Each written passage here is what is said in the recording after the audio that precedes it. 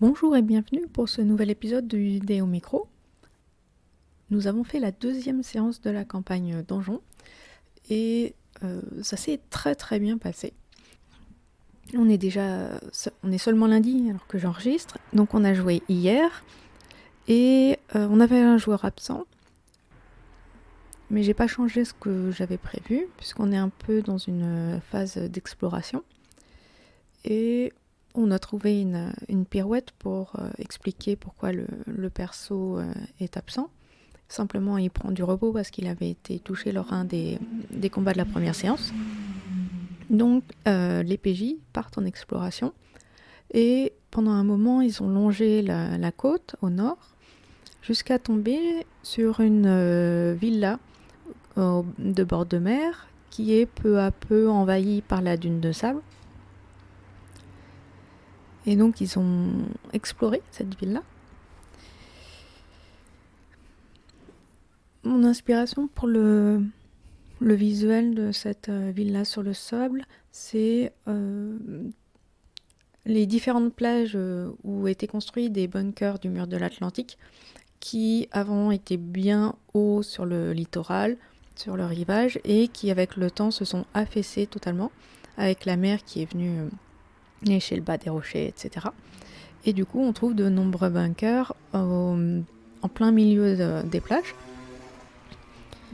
Du coup, la villa, ça fait un peu ça. Donc à l'intérieur, ils sont tombés sur des cocatrices qui avaient élu domicile sous la coupole de la villa.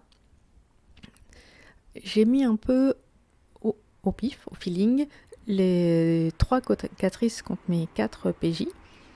Et c'était vraiment un combat tendu parce que on a une PJ qui a été pétrifiée. Heureusement, temporairement, seulement pour 24 heures, mais c'était assez sympa de confronter les joueurs et leurs personnages au danger.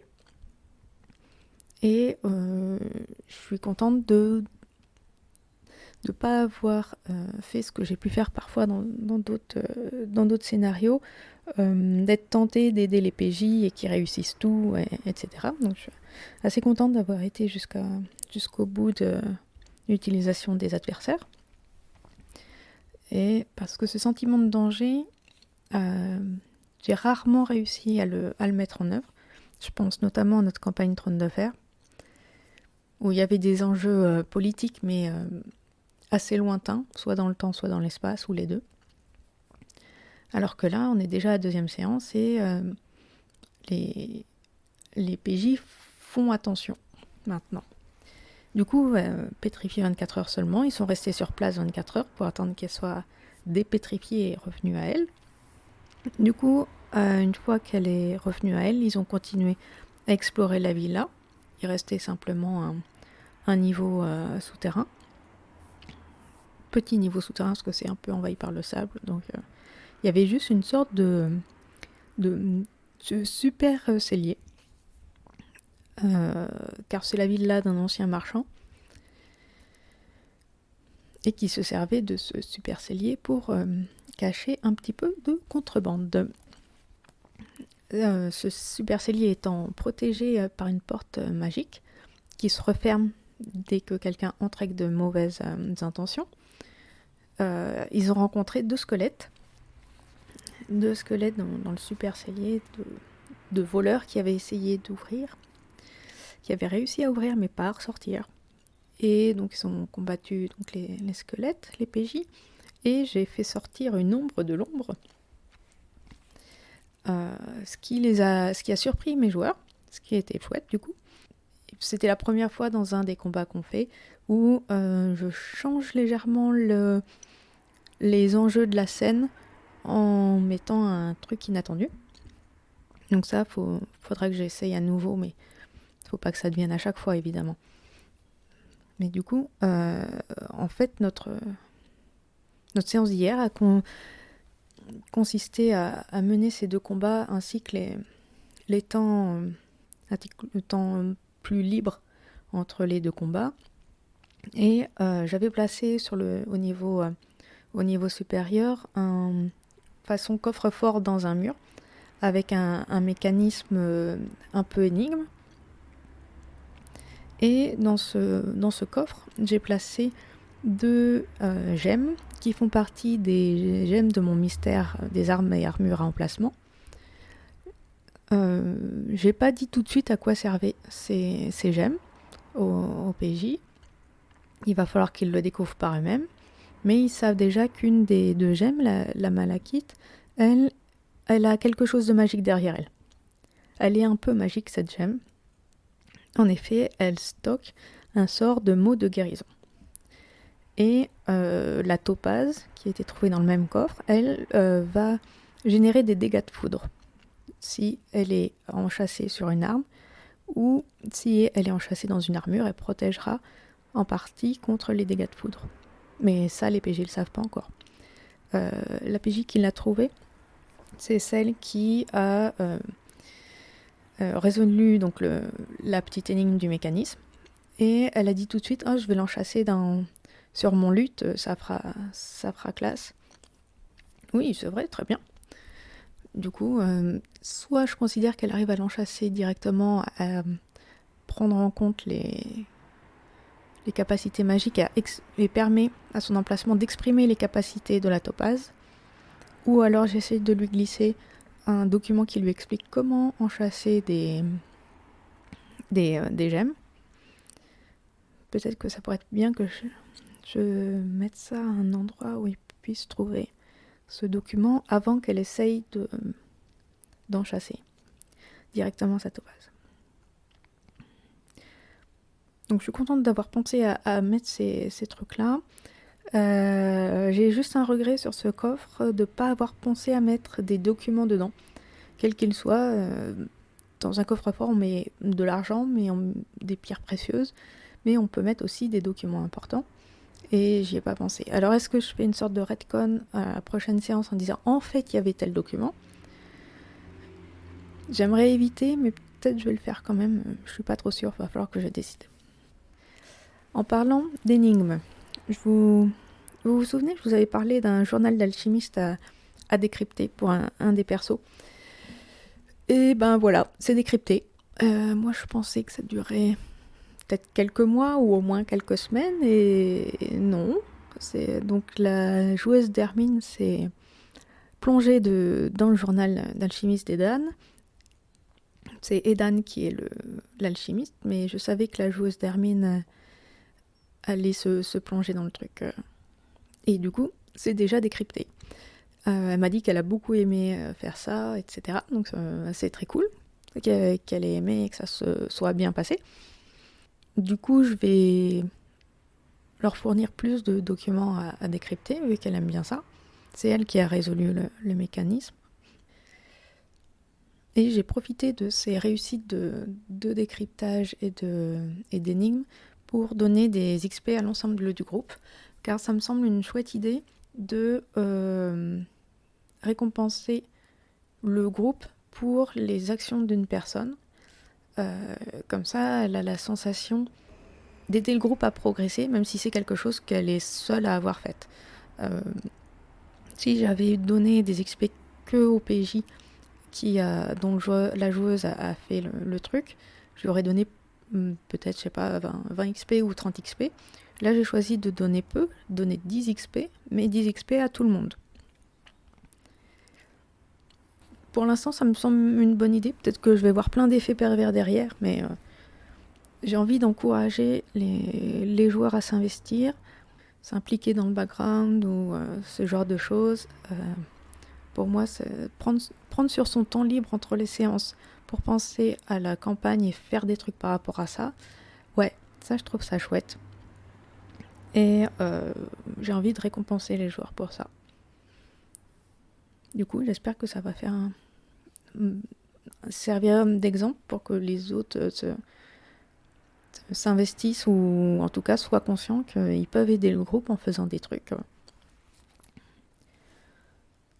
Donc cette séance s'est super bien passée. J'ai recommencé ce qui va devenir un petit rituel, qu'en fin de séance, on fasse un tour de table pour que chacun dise un truc qu'il a bien aimé, et leur rappeler que de m'envoyer un message entre 2 séances pour ce qu'ils ont le moins aimé dans la partie, que ce soit au niveau dynamique de groupe ou type d'interaction qu'ils n'ont pas réussi à avoir ou qu'ils souhaiteraient qu'il leur manque. Tout ça, tout ce qui pourrait gêner le plaisir, gêner le fun, qui me fasse remonter pour qu'on en discute ensemble et que je vois si je peux améliorer leur expérience de jeu. Donc on n'a pas vraiment avancé les différents mystères, etc. Je voulais les confronter aux conséquences de leurs actions précédentes, notamment face aux kobolds et aux gobelins. Ce sera pour la prochaine séance, quand ils vont recommencer à explorer. Là, c'était une sorte d'aparté, parce que ça nous a pris l'après-midi pour faire tout ça. Mais sortons de donjon, et j'ai d'autres trucs à vous dire, dont certains que j'ai un peu teasés sur Twitter. Mais d'abord, je vais vous parler du prix Pixie. Le prix Pixie du jeu de rôle francophone est une création très récente, ça a 1 semaine, 10 jours, quelque chose comme ça. Ça a pour but de récompenser des jeux francophones sortis en 2019. J'ai été sollicitée pour faire partie du jury, j'ai accepté, ça m'a fait très plaisir qu'on me propose. Je pense que ça va être une belle aventure. Ça va porter sur des jeux sortis en 2019, francophones, c'est-à-dire soit écrits en français, soit traduits en 2019. Il y aura différentes catégories qui devront être définies par le jury. Ça, c'est notre première tâche en tant que jury, de définir les différentes catégories. Puis, ensuite, le public sera normalement sollicité. Alors, je ne sais pas encore trop de quelle manière, tous les détails ne sont pas encore au point. Et après, on pourra, en fonction des différentes catégories et des différents jeux nominés dans chaque catégorie, examiner tout ça et décerner les prix. Alors pour l'instant, il n'y a pas de date précise de mise au point, de prévue, tout comme il n'y a pas encore de plateforme officielle disponible, mais ça devrait arriver bientôt. Donc ne vous inquiétez pas, si vous me suivez sur Twitter, je repartagerai les infos dès qu'il y aura des infos précises et du solide. Je vous mettrai en lien le lien vers le Discord d'organisation, si ça vous intéresse de venir jeter un œil et voir comment ça s'organise de l'intérieur et ce qui est déjà prévu. Donc voilà le prix Pixie du jeu de rôle francophone 2019. Et enfin, je vais arrêter le teasing davantage. Sur Twitter, ces derniers temps, j'ai parlé d'un j'ai parlé d'un projet D. Le projet D, c'est D comme Dédale. Ça va être mon mini-magazine à moi. Je crée un zine à parution irrégulière où j'ai envie de publier mes trucs. Et dans un premier temps, je vais partager les différents donjons que je prépare pour ma partie et les différents donjons tels que je les joue en partie. Donc le tout premier numéro va traiter du tombeau de Thordak qu'on a exploré lors de la première séance de notre campagne Donjons et Dragons. Donc c'est un donjon très basique. Je le sais, je vous préviens, il y a 2 pièces, il n'y a pas beaucoup de mystère, d'aventure. C'est un projet qui me fait envie et j'essaierai de vous apporter donc non seulement la description du donjon lui-même, mais des éléments de contexte pour approfondir l'histoire des terres émergées, etc. Donc, le zine Dédale, qui ne sera pas uniquement sur de la fantasy ou sur ma campagne donjon. J'ai d'autres projets. C'est aussi le dédale de mes idées et de mes univers. Donc j'ai des grands projets pour ce petit zine. Et je peux vous annoncer en avant-première et exclusivité que le premier numéro est bouclé, donc le tombeau de Thordak. Je vous mettrai le lien dans les commentaires, dans la description de l'épisode du podcast. et vous aurez accès en avant-première à ce numéro. Donc n'hésitez pas à me faire des retours dessus, sur l'idée elle-même si vous le souhaitez, sur le rendu du petit magazine, parce que je fais mes débuts en maquette avec ça, donc voilà, indulgence demandée, critique constructive s'il vous plaît. Et je crois que j'ai dit tout ce que je souhaitais discuter aujourd'hui. Je vous remercie de m'écouter. Ça me fait très plaisir de voir que je suis un peu suivie. N'hésitez pas à me faire des retours sur le podcast, les différents épisodes ou dans sa globalité. Vous pouvez me joindre sur Twitter. Mon arrobas c'est chrisdoc avec 2 S. Et, ou sinon par mail si vous le souhaitez. Il y a une adresse mail qui est dudéoclavier@gmail.com. Donc merci à vous et à très vite.